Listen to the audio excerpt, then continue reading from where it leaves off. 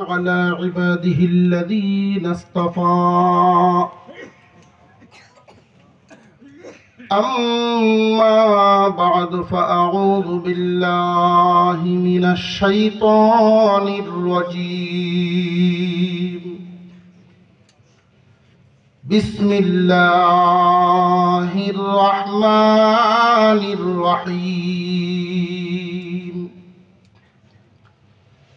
وقضى ربك ألا تعبدوا إلا إياه وبالوالدين إحسانا إما يبلغن عندك الكبر أحدهما أو كلاهما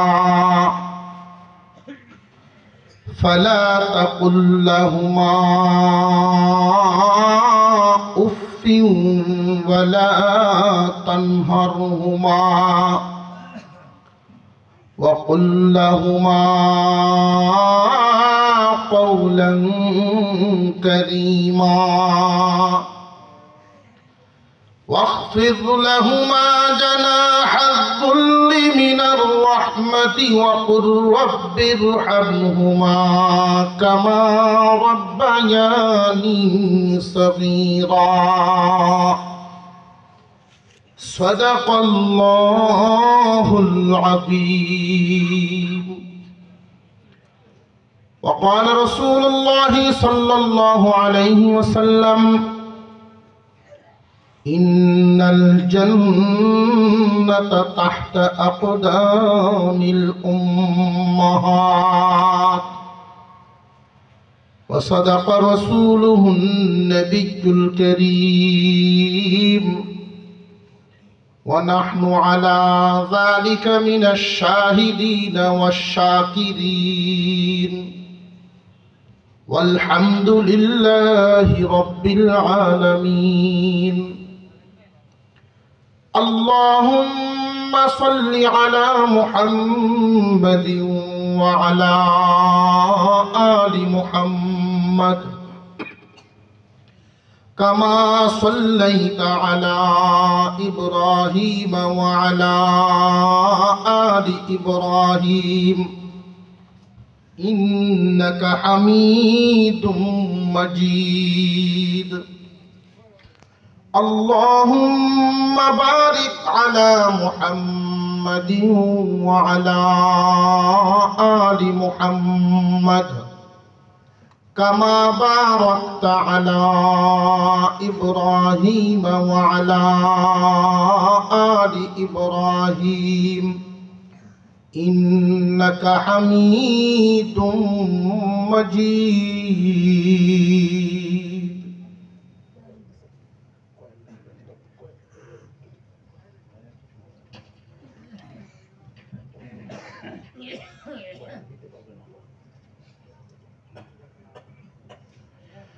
তারাইল বাজার কাঠ ব্যবসায়ীদের উদ্যোগে আয়োজিত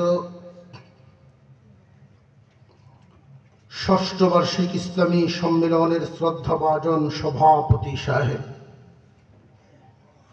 উপস্থিত হযরত উলামায়ে কেরাম, মুরব্বিয়ানে আযম, সর্বস্তরের মুসলমান ভাইয়েরা, পর্দার আড়াল থেকে আলোচনায় শামিল দিনদার ইমানদার মুসলমান মা ও বোনেরা, আল্লাহ পাক রব্বুল আলামিনের দরবারে শুকরিয়া আদায় করি যিনি একান্ত দয়া করে আজকের এই মাহফিল উলামায়ে কেরামের মজলিস রহমতি বরকতি জায়গায় শামিল হওয়ার তৌফিক দিয়েছেন বলি আলহামদুলিল্লাহ। আমি আপনাদের সামনে পবিত্র কুরআনুল কারীমের সূরা বনী ইসরাঈল থেকে দুইখানা আয়াত তিলাওয়াত করেছি। হুজুর আকরাম সাল্লাল্লাহু আলাইহি ওয়াসাল্লামের একখানা হাদিসও তেলাওয়াত করেছি। এই দুই আয়াত এবং একখানা হাদিসকে সামনে রেখে আমি একটা বিষয় আলোচনা করব, সেটা হলো বিররুল ওয়ালিদাইন, মা বাবার প্রতি ইহসান করা। মা বাবার হক আদায় করা। একজন মানুষ জীবনে দুইবার অসহায় হয়, একবার শিশুকালে, আরেকবার বৃদ্ধকালে। শিশুকালেও একজন মানুষ অসহায়, নিজে নিজে চলতেও পারে না, বলতেও পারে না, পরনির্ভর। আবার একজন মানুষ যখন বার্ধক্যে পৌঁছে যান, এ বার্ধক্যেও অসহায় হয়ে যায়, নিজের কামাই রুজিও থাকে না, কারোর কাছে বলতেও পারে না, মনের চাহিদা পেশ করে চলতেও পারে না। তুলনামূলকভাবে শিশুর চেয়ে বার্ধক্য অবস্থাটা শিশুকাল থেকে বেশি অসহায়। তার কারণ হলো, একটা শিশু যদি পেশাব পায়খানা করে, তাকে যে কেউ টান দিয়ে উঠাইয়া কাপড় পরিবর্তন করে দিতে পারে। একজন মানুষ যদি গর্ভবতী হয়ে বিছানায় পেশাব পায়খানা করে বোরা হয়ে যায়, তুমি সন্তান নির্দিষ্ট মানুষ ছাড়া ঘন্টার পর ঘন্টাও যদি পেশাব পায়খানায় পড়ে থাকে, তার ধারে কাছে কেউ যাবে না। দুই নাম্বার, একটা সন্তান শিশুকালে তার মনের চাহিদা পেশ করতে গিয়ে যে কারোর কাছে বলতে পারে, মা বাবার কাছে কইতে পারবো 42 দেও, ভাইয়ের কাছেও কইতে পারবো। তার মনের চাহিদাটা পেশ করার নির্দিষ্ট কোনো জায়গা লাগে না, সব জায়গাতেই করতে পারে এবং পূরণ হয়েও যায়। বার্ধক্য অবস্থায় একজন মানুষ তার মনের চাহিদা পেশ করতে পারে না। এমনকি নির্দিষ্ট জায়গা তার যে সন্তানের কাছেও মা বাবায় বলতে চায় না। সারা জীবন দেওয়া যাদেরকে অভ্যাস, কিভাবে তার কাছে চায়, মনে চায় না এটা। তুলনামূলকভাবে শিশুর চাইতে বুড়া বুড়ি মানুষ বেশি অসহায়। এই জন্য আল্লাহ পাক রব্বুল আলামিন বিধান করে দিয়েছেন, ওয়াবিল ওয়ালিদাইনি ইহসানা,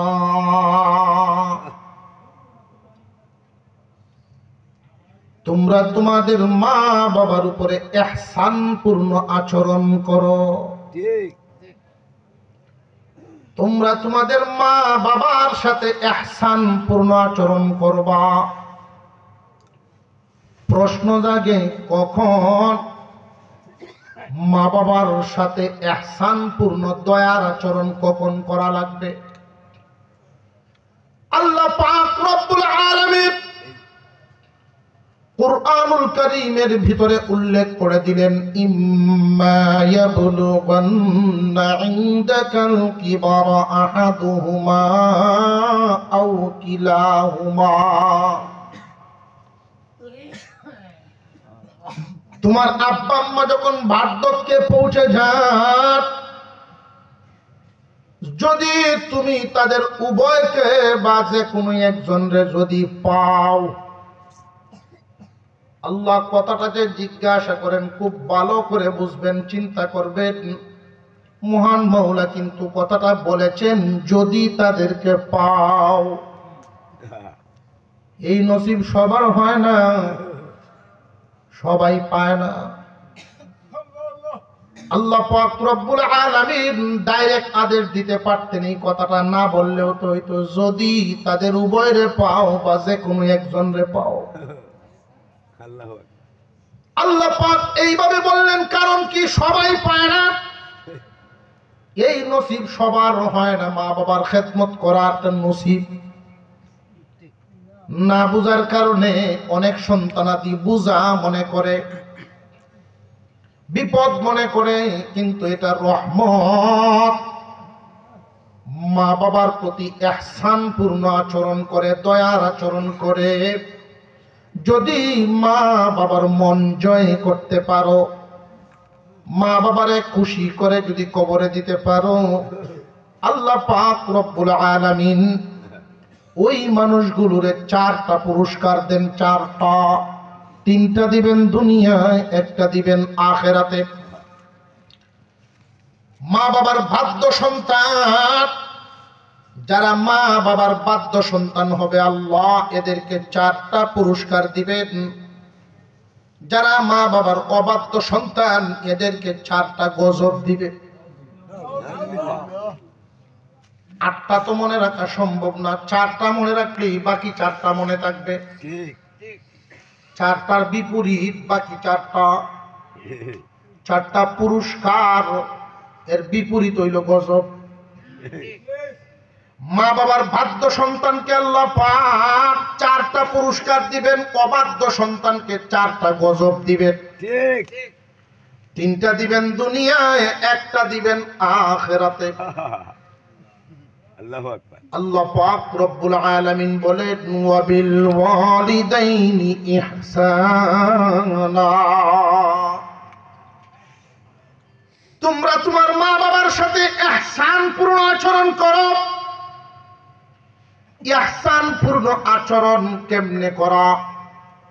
সময়টা তো বুঝলাম, তারা যখন বার্ধক্যে পৌঁছে যায়, শিশুর চেয়েও অসহায় হইয়া যায়, তখন ইহসানের প্রয়োজন, দয়ার প্রয়োজন। কারণ তাদের হাতে সংসার নাই, আয় ইনকাম নাই, শারীরিক শক্তি নাই, অনেক দুর্বল হয়ে গেছে, মাথার বুদ্ধিও আগের মতো কাজ করে না। মানুষ যত দুর্বল হয়, শুধু শরীরের শক্তি কমে না, বহুত নিয়ামত কমে। মাথার বুদ্ধি আগের মতো আর কাজ করে না, চোখের পাওয়ার আগের মতো কাজ করে না।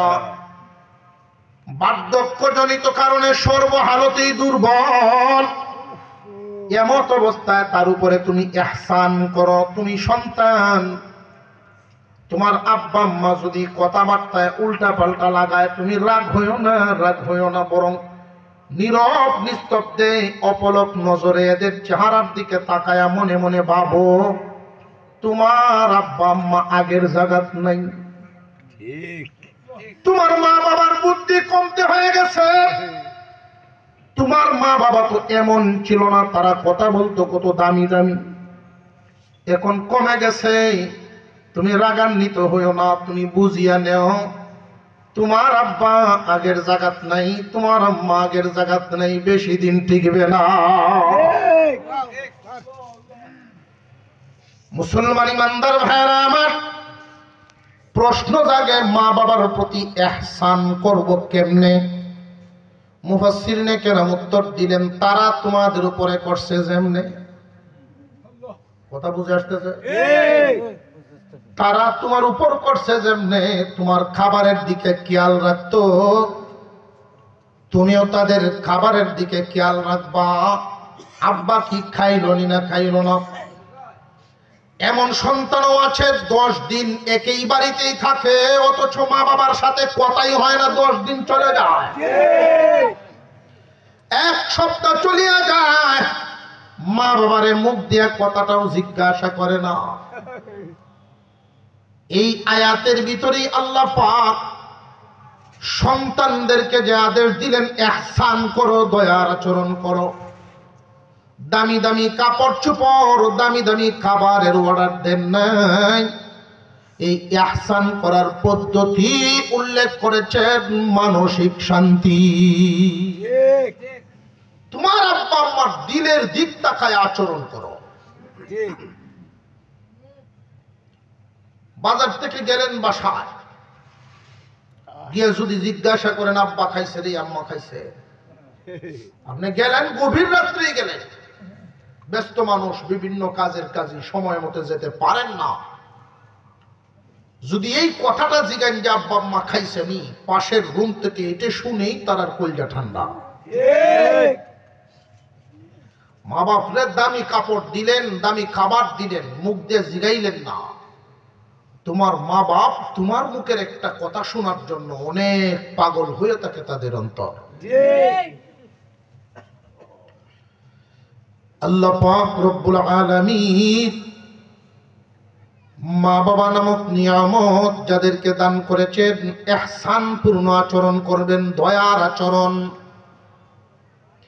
এক নাম্বার লক্ষ্য করবেন তাদের খাবারের দিকে, তারা কি খায়, কেমনে খায়, কখন খায়, আগের মতো কি খাওয়ার রুচি আছে কিনা।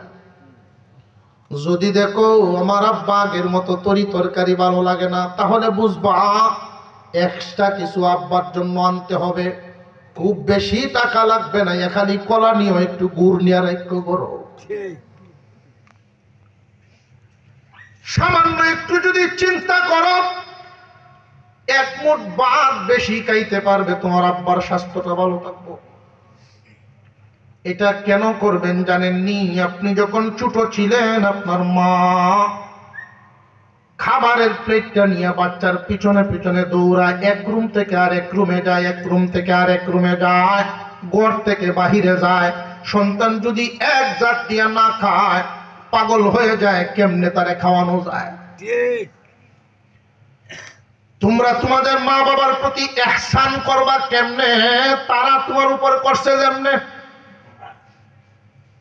খানার প্রতি খেয়াল রাখবা, আগের মতো খায় কিনা, ঘরে এক্সট্রা কিছু আনিয়ে রাখবা। দ্বিতীয়ত খেয়াল করতে হবে তাদের স্বাস্থ্যের দিক, তাদের মনের অবস্থাটা। তারা যখন জোয়ান ছিল, পকেট ভর্তি টাকা থাকতো, এখন বুড়া হওয়ার কারণে সংসার তো তোমার হাতে, তাদের কোনো ইনকাম নাই। তুমি যখন ছোট ছিলা, তোমারও কোনো ইনকাম ছিল না। তখন তুমি যেইভাবে মা বাবার কাছ থেকে টাকা পয়সা পাওয়ার আশা করতা, প্রয়োজন হইলে চাইতা, নিতা, তোমার আব্বা আম্মারও ইনকাম না থাকলেও তাদের চাহিদা ঠিকই আছে। ছোটবেলায় তুমি চাইয়া নিতে পারতাম, মা বাবা তোমার কাছ থেকে চাইয়া নিতে পারবে না। তুমি ইচ্ছাকৃত ভাবে এটা বুঝে শুনে লক্ষ্য করিয়া তাদের পকেটের দিক খেয়াল করিয়া প্রতি মাসে মাসে মার হাতে বাবার হাতে আলাদা কিছু পয়সা দিয়া রাখতা। এটা হাত খরচ, সংসার খরচ না। এটার জন্য তুমি সন্তান গরিব হবে না, 500 200 500 এই জন্য গরিব হইবা না। দিলে কি লাভ, না দিলে কি ক্ষতি। এই যে এক্সট্রা টাকাটা 500 1000 পকেট খরচ যদি তুমি তোমার আব্বারে না দেও, তারাইল বাজারে আসা এটা ওনার ছোটবেলার অভ্যাস। রথ আছে যতদিন, বাজারও আইবই ততদিন। মানুষ না দেখলে ভালো লাগতো না। এই বুড়া মানুষের পকেট খালি, উনি যে বাজারে আসেন, দোকানের বহুত কিছু দেখেন, মনে চাইলেও কিনতে পারেন না, পকেট খালি। কথা বুঝে আসতেছে? মনে চাইলেও খাইতে পারেন না, তার পকেটে পয়সা নেই। মুরব্বীরা যদি তারে ডাক দেয়, ও কিরে অমুক আসো আমরা একসাথে চা খাই, তোমার আব্বা শুনে না শুনে শর্মায়া চলে যায়। কারণ একবার যদি খায়, আর একবার তো খাওয়ানি লাগবে। কিন্তু তুমি সন্তান যদি এই ডিউটি পালন করো, এই ইহসানটুকু করো, তোমার আব্বার উপরে কয় মাসে কয় বছর বেশি দিন থাকতো না। মাসে যদি 200-500 টাকা তুমি তোমার আব্বার হাতে দেওয়া, আব্বা এটা সংসারের জন্য না, তোমার হাত খরচ দিলাম, দেখবা এই টাকার অর্ধেক গুলো তোমার বাচ্চারা তলেই খরচ হইব, আর বাকি অর্ধেকটা সাথে থাকার কারণে মসজিদের দান বাক্সটা সামনে আসলে টাকা দিতে ভয় থাকতো না, তার মন বড় থাকবো। বাজারে গেলে যদি মুরব্বীরা ডাক দেয়, হাসি মুখে বুক ফুলায় গিয়ে বসবো, চিন্তা নাই। যদি বিল দেওয়া লাগে নিজে দেয়া দিব, টাকা আছে পকেটে। কারণ তোমার মতো যোগ্য সন্তান লালন পালন করার কারণে ওনার মন আর দুর্বল হয় না। তুমি সন্তান ছাড়া এদের পাশে এই সময় কে দাঁড়ায়? আল্লাহ পাক রব্বুল আলামিন আদেশ দিয়েছেন, মা বাবার প্রতি ইহসানপূর্ণ আচরণ করো। 1 নাম্বার খাদ্য খাওয়ারের দিকে, তাদের পেটের দিকে খেয়াল করা। 2 নাম্বার তাদের পকেটের দিকে খেয়াল রাখা। তিন নাম্বার, তাদের সাথে উত্তম আচরণ, আচার আচরণ করব সর্বোত্তম আচরণ। আদব কায়দা যতটুকু দেখানো যায়, সাবধান তোমার আচরণের কারণে, কথার কারণে যেন কোনো বিরক্তি প্রকাশ না হয়। ঠিক তোমার কথায় যেন কোনো বিরক্তি প্রকাশ না হয়, সর্বোচ্চ আদবটা তাদের জন্য দেখাইবা। তোমার আদবেই যেন তাদের মন খুশি হয়ে যায়। আপনি যদি চান আপনার সন্তানাদি বাধ্য হোক, অসুবিধা হইতেছে না তো কোনো? আপনি যদি চান আপনার সন্তান বাধ্য সন্তান হোক, তাহলে এই মা বাবা জিন্দা থাকতে তেলের বোতল হাতে লইয়া সন্তানদের সামনে মা বাবার মাথায় তেল লাগায়া ঘুম পাড়াও, হাত পায়ে টিপে দিয়া ঘুম পাড়াও। মাদ্রাসায় পড়ায়া শিখাতে হবে না, ওয়াজ তাফসীরে শিখাতে হবে না, গড়ে তোমার খেদমত দেইকাই শিখিয়া ফেলবো। ঠিক আদব শিক্ষা ওইখানে রয়ে যাবে। মা বাবার সাথে সর্বোত্তম আচরণ, আদব কায়দা, আদবের সাথে সম্মান সূচক ভাষায় কথা বলা, বিরক্তির আওয়াজে না। কয়েকটা দিক খেয়াল রাখা, মা বাবার সাথে একান্তে কিছু সময় দেওয়া খুব গুরুত্বের সাথে। এক নম্বরে খাদ্যের দিকে লক্ষ্য রাখবেন, তাদের পেট কি ভরে কিনা। দুই নম্বরে তাদের পকেটের দিকে, হাত খরচের দিকে খেয়াল করবেন। তিন নম্বরে তাদের সাথে সর্বোত্তম আচরণ, আদব কায়দা দেখাইবেন। বাফেরে দেখছেন চেয়ার থেকে দাঁড়ায়া যান, বাবার কলজা ঠান্ডা হয়ে যাইব, বাবার কলজা ঠান্ডা হয়ে যাইব। একান্তে সময় দিবেন, মাঝে মাঝে মা বাবার মনের কথা শোনার জন্য একান্তে সময়, একান্তে সময় দিবেন। কেন জানেননি? আমরা পুরুষ মানুষ বেশি সময় বাড়িতে থাকি না, কেউ ব্যবসায়, কেউ চাকরিতে।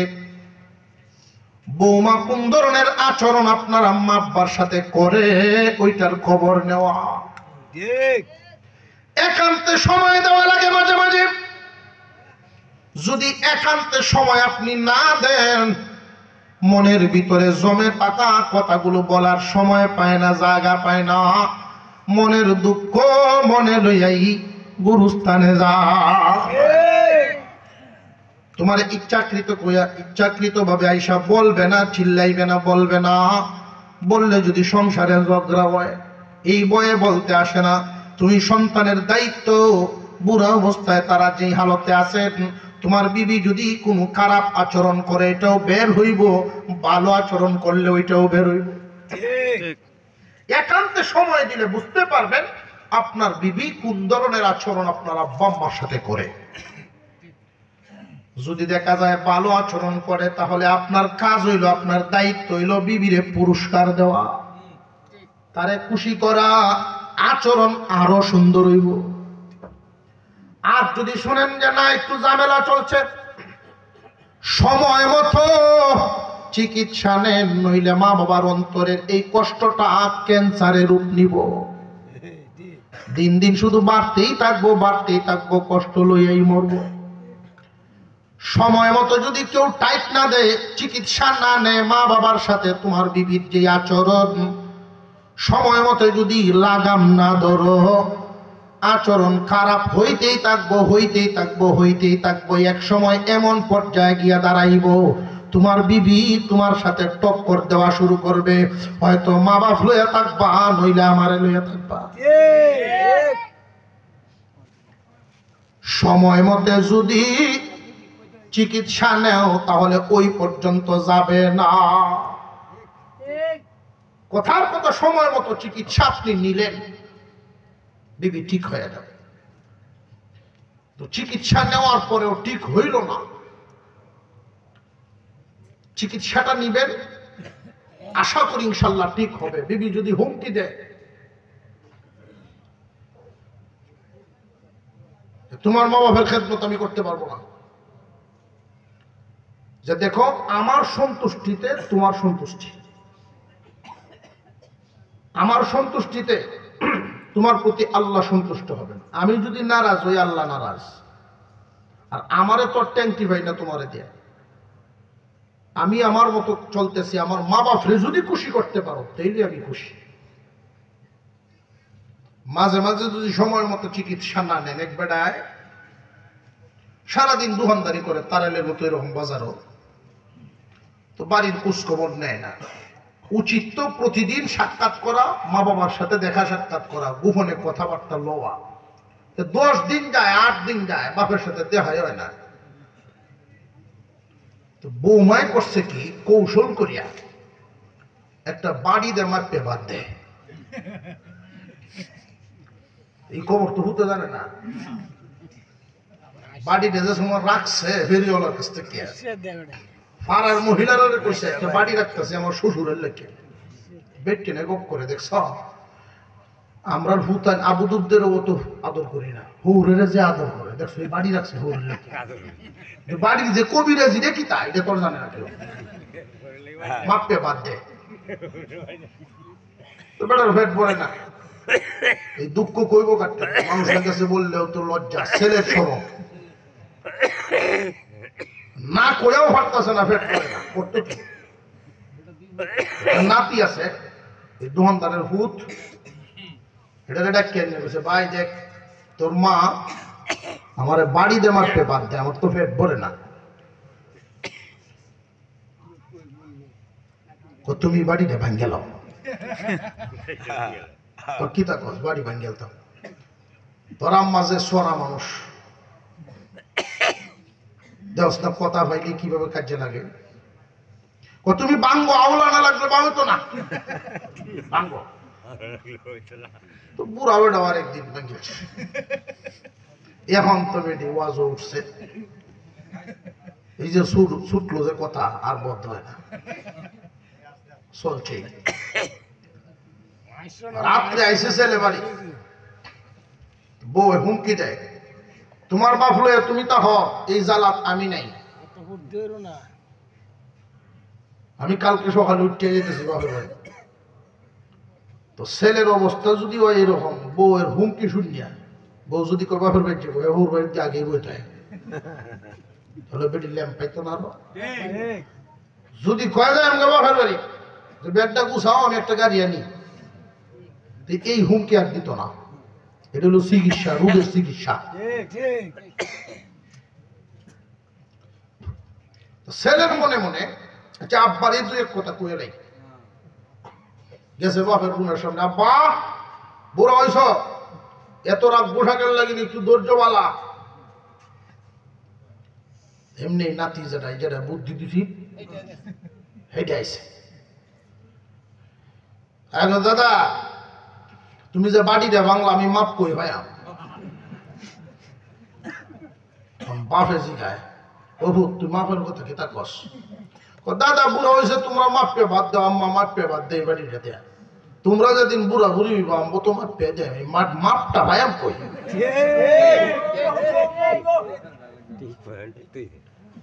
এখন বাপ এই কথা শুনিয়া চুপচাপ বেরিয়ে গেছে। রান্দা করো কে কয় পাক করো, যদি বুড়া বয়স ফেট বইটা খাইতে চাস মাফা মাফি বাদ দে।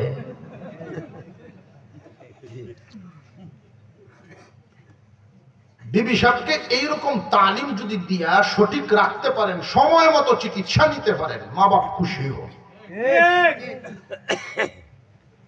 তোমার আচরণে যদি আব্বা আম্মার অন্তর খুশি হইয়া যায়, বাধ্য সন্তানের তালিকায় তোমার নাম উঠলো, তুমি কামিয়াব।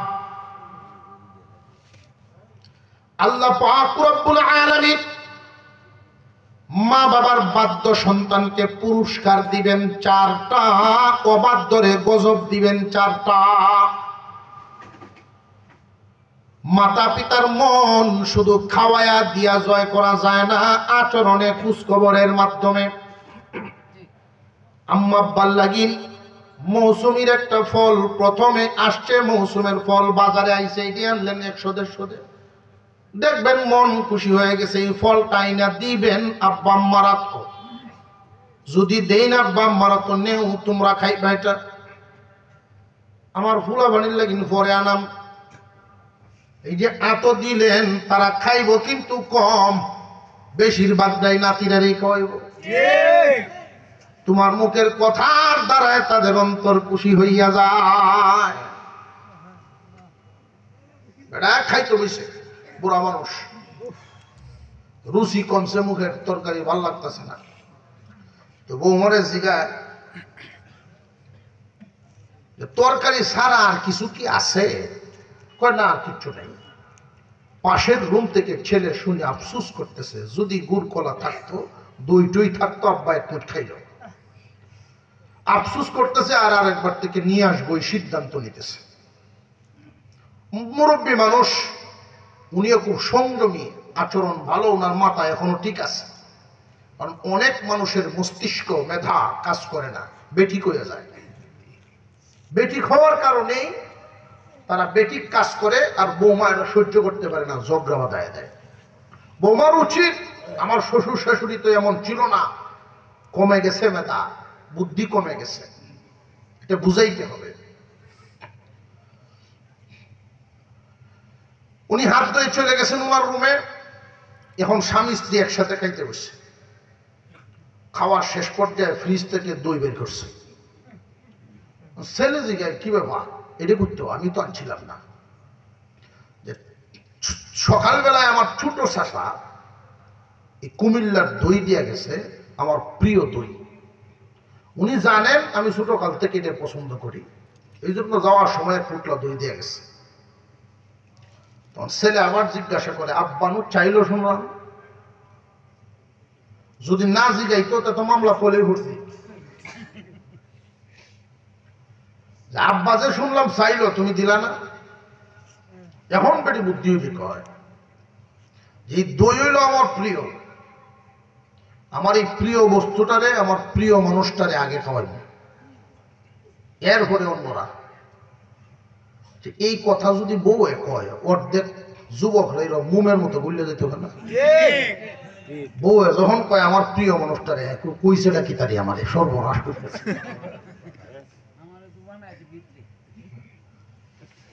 এই ছেলে বলছে না যে আমি তোমার প্রিয় মানুষ দেখে এই প্রিয়টা আমারে খাওয়াইবা। তো আমি বেশি খুশি হইতাম আমার চাইতে বেশি প্রিয় বাবার নজরে, তোমার নিজের বাপের নজরে যদি আমার বাবারা দেখতা। আমারে না খাওয়াই যদি আমার আব্বারে খাওয়াইতা, তো আমি তোমার প্রিয় মানুষ বেশি খুশি হয়ে যেতাম। ঠিক এটা বাবলা কেমনে? আব্বায় যে জিনিস পাইছে না, এটা আমি খাইবো, এটা বাবলা কেমনে? এখন তো বেটির খবর হয়েছে। শোনো, আব্বার এই বাড়িতে আর টাকা হবে না তোমাকে নিয়ে, 12 বাসা ফুটাম। প্রতি মাসে মাসে যখন বাড়া দিয়ে থাকতে হবে, তখন বুঝবা বাবার কামানো সম্পদের কত দাম। বেটির শিক্ষা হয়েছে। এমনি উঠে গিয়ে বাপের ভাও ধরে বেরিয়েছে পাশের রুম। আব্বা মাফ করে দেবে, বুঝতে পারছি না, বড় ভুল করেছি। কি তৈছে কি তৈছে, এরম এরম ব্যাপার। তো বাপও ডাকতেছে ভূতরে, এটা আমার পাগল ভূত, হ্যাঁ দম হইতেছে, ভূতের দম হয়। হ্যাঁ, বৌমার সাথে তা করে, যাও মায় আর করো না, এরকম ভুল করো না। ভূতরে যদিও দমকাইতেছে, উপর দিয়ে ভূতেরে কয়ে পাগল ভূত দমকায়, কিন্তু ভিতর খুশিতে বাক বাক। সন্তানকে উপরে উপরে গালি দেয় ঠিক, কিন্তু ভিতরে ভিতরে বাপের মন এত খুশি, আমার যোগ্য ভূত লালন পালন করছি, যোগ্য সন্তান পাইছি। তোমার আচার আচরণে তোমার আব্বা আম্মা খুশি, ভাই বোনের সম্পর্ক আছে, বন্ধুত্বের সম্পর্ক আছে, স্বামী স্ত্রীর সম্পর্ক আছে, পিতা মাতার সম্পর্ক আছে।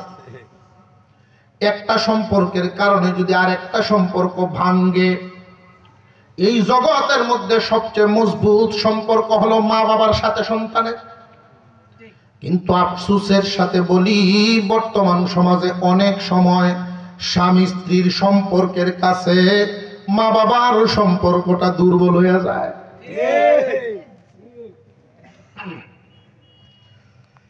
উচিত ছিল মা বাবার সম্পর্কের কাছে স্বামী স্ত্রীর সম্পর্ক দুর্বল হবে। যদি সমাজে 2-4টা এমন ঘটনা ঘটে, অন্যরা শিক্ষা পাইব।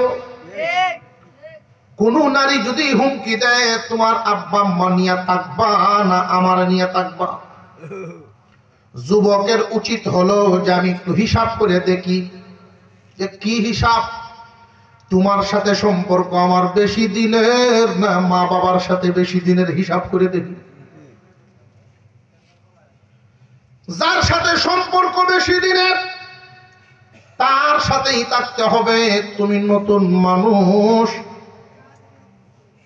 তোমার টানে তো আমি তাদেরকে ছাড়তে পারবো না। এই ভূমিকা 2-4 জন যুবকে যদি সমাজে নেয় অন্যরা শিক্ষিত হয়ে যাইব।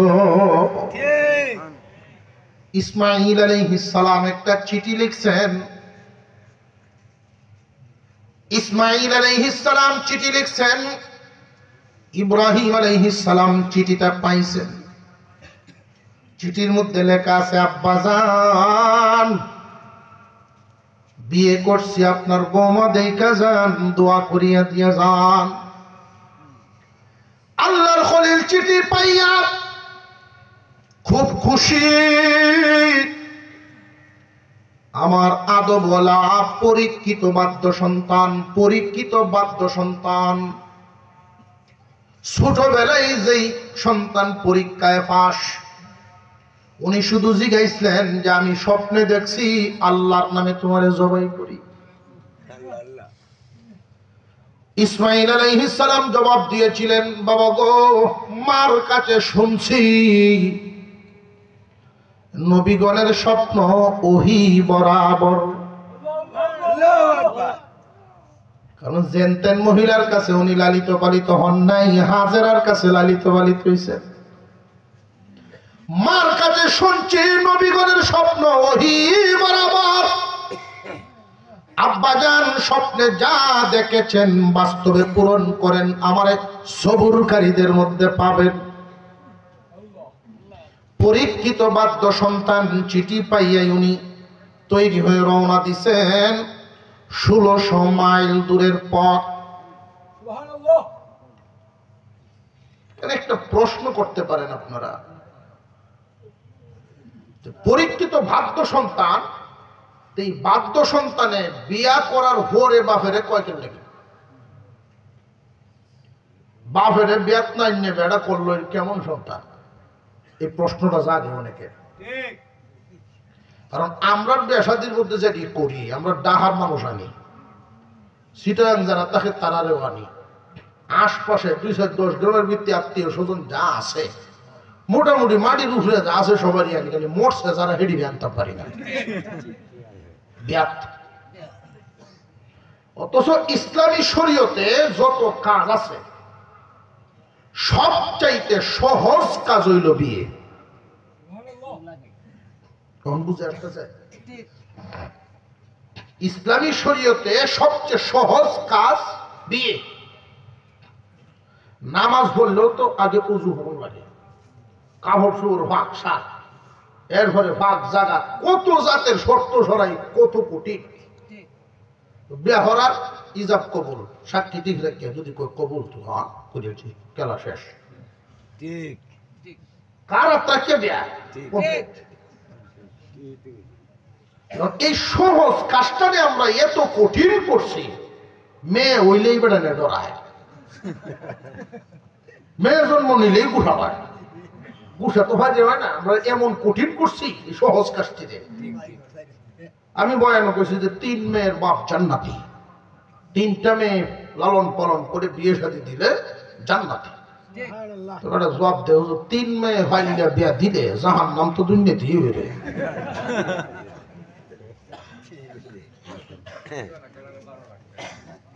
বুঝে আসতেছে? 3 মেয়ে ফাইলিয়া বিয়া শাদী দিলে 3 লাখ করে গেলে ওখান তো 3 লাখে হয় না। কারণ আমরা যে ঝামেলাটা সাজাই, বাদ দিয়ে জায়গা বলে 1 লাখ টাকা, আচ্ছা কোনটা দিই বাদ দিয়ে যদি 1 লাখ টাকা যায় তো অন্যটির হালত কি? এত সহজ কাজটারে আমরা এত কঠিন বানিয়েছি। ইসমাঈল আলাইহিস সালাম এই জন্য আব্বারে আনা জরুরি মনে করেন নাই। এখন বুঝছেন? আমরা হালতে হিসাব করতাম পারি, বাপের না এনে করলো কেমনে। নামাজও দাঁড়াইলে কি আব্বারে লয়ে গিয়ে কারণে লাগবো? নামাজের থেকে তো আরো সহজ কাম এটা। 1 মাস লাগবো ওনার আব্বা এখানে আসতে, কিন্তু ওনার চাহিদা বা প্রয়োজন 1 মাস ধৈর্য ধরবেন না, বরং এটা প্রয়োজন পেটে খিদা লাগলে যদি কয় আব্বা 1 মাস পরে খাইয়াম করবো। এখন বুঝছেন আপনারা?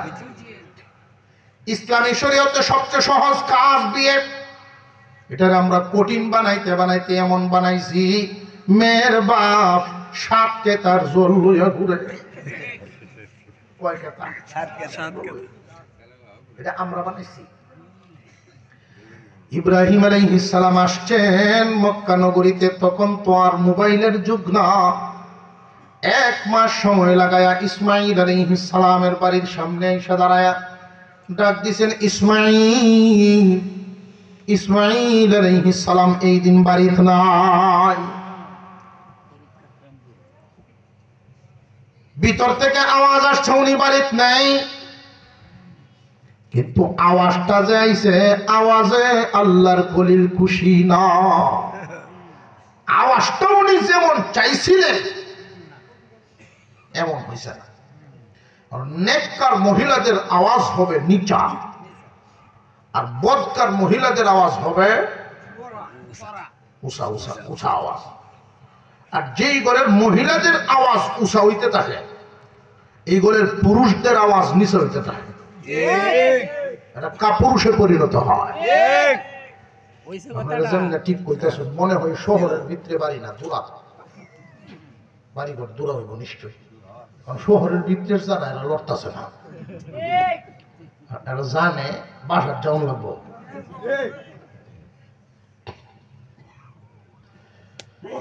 ইব্রাহিম আলাইহিস সালাম জিগাইলেন, মাগো ইসমাইল কই? জানি না কোন দেশকে ঘুরে, কোন সময় আইব জানি না, কইতাম পারি না। আসো কেমন মায়া, তোমার আসো কেমন? আসি কোন রকম মোটামুটি। যেই কইছে মোটামুটি, আল্লাহর খলিল তো অসন্তুষ্ট হবেন, এটাই স্বাভাবিক। বান্দার জবান থেকে আল্লাহ পছন্দ করেন আলহামদুলিল্লাহ শুনতে। বান্দা যখন বলেন আলহামদুলিল্লাহ আমি ভালো আছি, আল্লাহ খুশি হয়ে যান। আর বান্দা যদি কয় মোটামুটি, আল্লাহ খুশি না। আর আল্লাহ যদি খুশি না হয় মুসিবত নাজিল হইতো না। সহালে 8টাছে এক মুডা আর মুডি, মোটামুটি 8টাছে। তো একজনে জিজ্ঞাসা, কেমন আছেন ভাই সাহেব? উত্তর দিছে মোটামুটি। তো সাথের ঘরে যে বাড়ি আছে, সাথের বাসা পাশের বাসার সাথে সম্পর্ক খুব একটা ভালো না। এই বাসার মহিলা 8টাছে রোডে দেয়। যেই কইছে আসি মোটামুটি, বেটে রাস্তার হেইফার থেকে কয়, বুড়া হইছ, চরিত্রটা ঠিক করো। কিরে আমি কি কইছি তোমার? আমি বুঝছি না, ইঙ্গিতে কইতাছ তুমি মুডা আমি মুডি, ইঙ্গিতে কইতাছ। আমি কে এই মোটামুটির ফেসো বসছিলাম, যে আমি আলহামদুলিল্লাহ বললে তো সোজা আছে। এই যে ওটা তবু উঠছে আর মোটামুটি চায় না। ইব্রাহিম আলাইহিস সালাম বলেন, ইসমাইল বাড়িতে আসলে কইও সিরিয়ার একজন বুড়া মানুষ আসছিলেন, মুরব্বী। যাওয়ার সময় বলে গেছেন ঘরের দরজার চৌকাঠ ফিটিং হইছে না, দরজার সাথে চৌকাঠ ফিটিং হয় নাই, উনি চলে গেছেন। এই কথা বলে ইসমাইল আলাইহিস সালাম বাড়িতে আসছেন। বিবি জানাইতেছেন সিরিয়ার একজন মুরব্বী আসছিলেন গো স্বামী। ইসমাইল আলাইহিস সালাম বলেন, কি বলছো? সিরিয়ার মুরব্বী? আমার বাবা ছাড়া তো সিরিয়াতে আমার কোনো দরদি মুরব্বী নাই। আমার বাবা এসে গেছেন, ঘরের ভিতরে আসেন নাই। উনি বুঝতে পারছেন, ইসমাইল বুঝতে পেরেছেন আমার আব্বা আমার বিবির আচরণে হয়তো সন্তুষ্ট হয়েছে না। যাওয়ার সময় কিছু বলে গেছেন নাকি? যে হ্যাঁ বলে গেছেন, দরজার সাথে চৌকাঠ ফিটিং হয় নাই। ইসমাঈল আলাইহিস সালাম বলেন, বিবি তোমার নিয়ে আর সংসার করা সম্ভব না। কেন? আব্বা বুঝাইছেন তোমার আমার জিন্দেগি ফিটিং হয় নাই। আল্লাহু আকবার। যে বাবার কথায় কি আমাকে বদলায় ফেলবেন নাকি? মা বাবার সম্পর্ক আর স্বামী স্ত্রীর সম্পর্ক ম্যানেজ করে নেওয়ার সময় মতো তারে বুঝায়া চিকিৎসা করা উচিত, যাতে মা বাবার সাথে বিয়াদবির কাতারে না দাঁড়ায়। যদি কোনো সময় মুখোমুখি সংঘর্ষ হয়ে যায়, যে কোনো একটা বাদ দিতে হবে, তখন কোন পর্যায়ে যাবে? ইসমাঈল আলাইহিস সালামের বিবি বলছিলেন, মা বাবার কথায় কি আমারে বাদ দিবেন আব্বার কথায়? ইব্রাহিম আলাইহিস সালাম যে বলে গেছেন চৌকাঠ পরিবর্তন করার কথা, ইসমাঈল আলাইহিস সালাম বিবির মুখ থেকে শুনেই বলছেন চৌকাঠ বদলানো মানে তোমারে বদলানো বলছেন আব্বা। আব্বার কথায় আমারে বদলাইবা, প্রয়োজনে আব্বার সাথে সম্পর্ক দূরত্বই তো অনেক, সম্পর্ক শেষ করো। ইসমাঈল আলাইহিস সালাম বলেন, বিবি আব্বার সাথে সম্পর্ক শেষ করা যাবে না, বিবি বদলাইলে বিবি পাওয়া যায়, মা বাবা বদলাইলে মা বাবা পাওয়া যায় না। বদলায় ফেলছেন, নতুন বিবি আনছেন, আবার খবর দিছেন চিঠি। এইবারের চিঠি পায়া আল্লাহর খলিল কান্দেন, আল্লাহ তুমি কেমন সন্তান দিলা, হুকুম করতে দেরি হয়, পালন করতে দেরি করে না। কয়জন সন্তান সমাজে পাওয়া যায় মা বাবার কারণে, বিবি ছাড়ে কয়জন মিলব? বরং বর্তমান সময়ে হালত হইল বিবির কথায় মা বাপ ছাড়িয়া দেয়। এই জন্য রহমত বরকত থেকে বঞ্চিত হয়ে যায় মানুষ। ওলি বুজুর্গ হতে পারে না, মূর্খ মানুষ ওলি হতে পারবে না। অবশ্যই পারবে, সিফত লাগবে। মা বাবার দোয়া যদি সাথে হয়, আল্লাহর ওলি হয়ে যায়।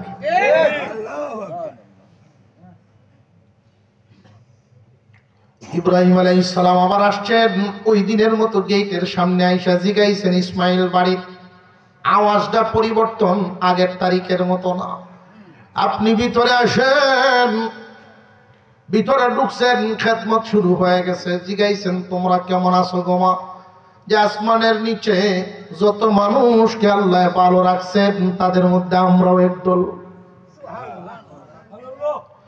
আসমানের নিচে যত মানুষকে আল্লাহ ভালো রাখছেন, এদের মধ্যে আমরাও একদল।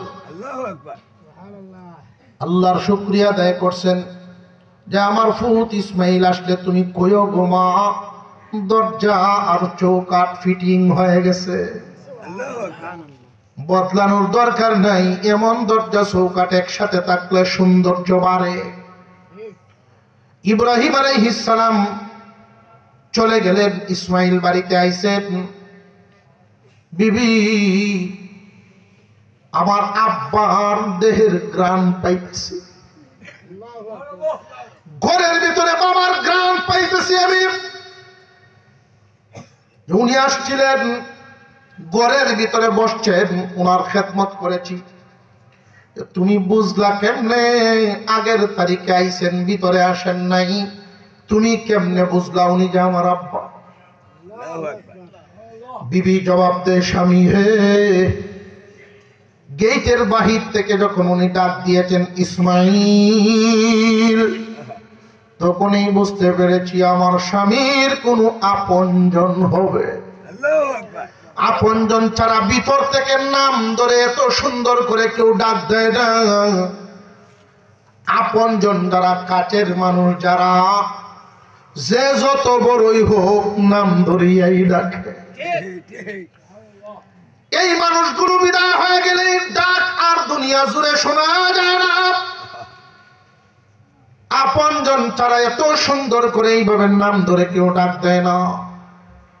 ইসমাঈল আলাইহিস সালামের বিবি বলেন, যখন উনি ভিতরে আসলেন ওনার চেহারা দেখেই বুঝতে পেরেছি উনি আল্লাহর পয়গম্বর, আল্লাহর খলিল ইব্রাহিম আলাইহিস সালাম। আমার শ্বশুর রেতেই বুঝে ফেলেছি আপনার চেহারা আর আমার শ্বশুরের চেহারা সেম সেম। খেদমত করেছি, উনি খুশি হয়ে বিদায় হওয়ার সময় দোয়া করে গেছেন আর বলছেন দরজার চৌকাঠ ফিটিং হয়ে গেছে, এই খবর কইতাম আপনার কাছে। সুন্দর লাগে, সৌন্দর্য বাড়ে। রে বিবি, আমার আব্বা খুশি হয়ে গেছেন। দরজার চৌকাঠ বলতে তোমারে বুঝাইছেন এই রকম চৌকাঠ যদি দরজায় লাগে সুন্দর বাড়ে, বলতে রহমত নাজিল হয়। যেই ঘরের নেককার বিবি হয় আল্লাহর রহমত নাজিল হয়। মা বাবা সন্তানের আচরণে যদি খুশি থাকেন, চারটা পুরস্কারগুলো বলে আলোচনা শেষ।